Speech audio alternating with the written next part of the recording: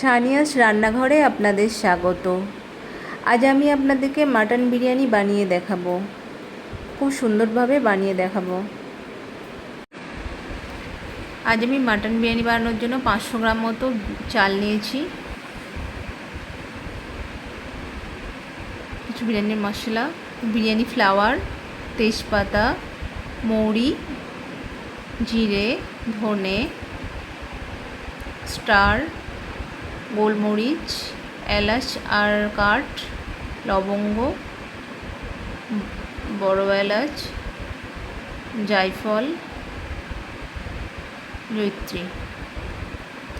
আর এক জায়গাতে আমি দুটো ছোট মিডিয়াম সাইজের পেঁয়াজ ছাড়িয়ে নিয়েছি, দুটো টমেটো, আদা, রসুন, লঙ্কা আর দই নিয়েছি। আর আমি 1 কেজি মতো মাটন নিয়েছি। চালকে ভালো করে ধুয়ে নেব, তারপর আমি 1 ঘন্টা মতো চালটাকে ভিজিয়ে রাখবো। যে মাটনটা নিয়েছিলাম ওটা আমি কুকারে নিয়ে নিলাম, তার সঙ্গে একটা পেঁয়াজ, রসুন দুটো, 4টে শুকনো লঙ্কা, আর যে মশলাগুলো থালাতে নিয়েছিলাম তেজপাতা, মৌরি, জিরে, ধনে, বিরিয়ানি ফ্লাওয়ার, স্টার, এলাচ 4টে, কিছু কাঠ, বড় এলাচ, জয়িত্রী, জায়ফল, যা আমি বাসনে মশলাগুলো নিয়েছিলাম সেগুলো সব এখানে আমি মোটামুটি দিয়ে দেব। আমি মাটনের মধ্যে একটু বেশি করে জল অ্যাড করব, হলদি দেবো, নুন দেবো কিছুটা, টেস্ট মতো এটা দেবেন। কুকারে ঢাকনা লাগিয়ে এটাকে একটু ভালোভাবে সেদ্ধ করে নেবো। গ্যাসের ফ্লেম কিছুটা কম, কিছুটা মিডিয়াম করে সেদ্ধ করব।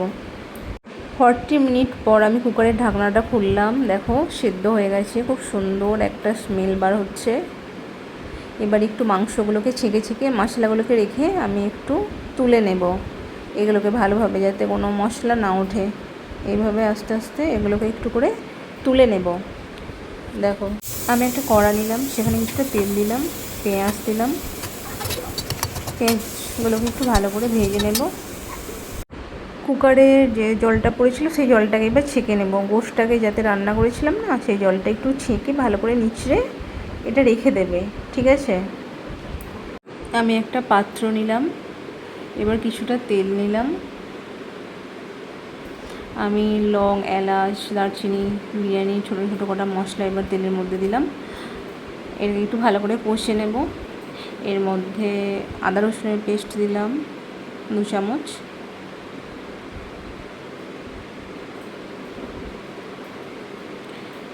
তারপর একটু দই অ্যাড করলাম।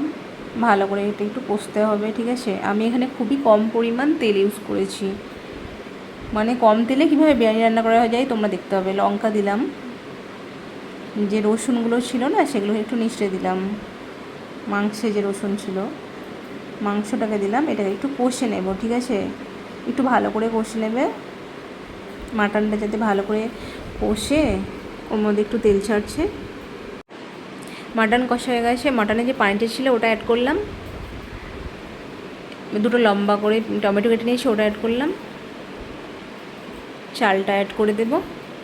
এবার এটাকে একটু 30 মিনিট মতো রান্না হতে দেবো। লবণ দেবো, হ্যাঁ, ঢাকা দিয়ে এটাকে কম বেশি করে 30 মিনিট মতো হবে এটা। এবার ঢাকনাটা খুলে দেখবো, দেখো খুব সুন্দর স্মেল আসছে। এবার পেঁয়াজ ভেজে রেখেছিলাম যেটা, ওটা অ্যাড করবো।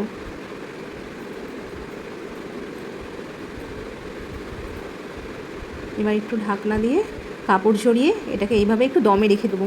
7 মিনিট মতো দমে রাখবেন। দেখো বিরিয়ানি পুরো রেডি হয়ে গেছে, খুব সুন্দর স্মেল আসছে।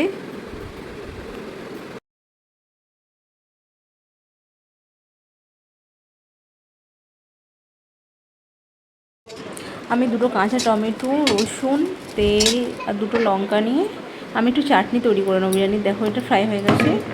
এখানে আমি কিছু দুটো ফ্রাই করা টমেটোর সঙ্গে একটা কাঁচা টমেটো অ্যাড করব, কেটে রেখেছি, এটা অ্যাড করলাম। এবার মিক্সার গ্রাইন্ডারটা দিয়ে দেব। দেখো রেডি হয়ে গেছে।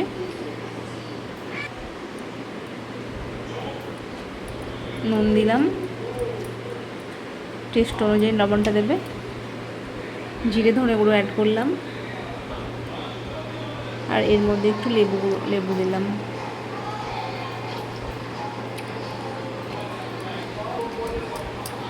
ব্যাস আমার চাটনি পুরো রেডি।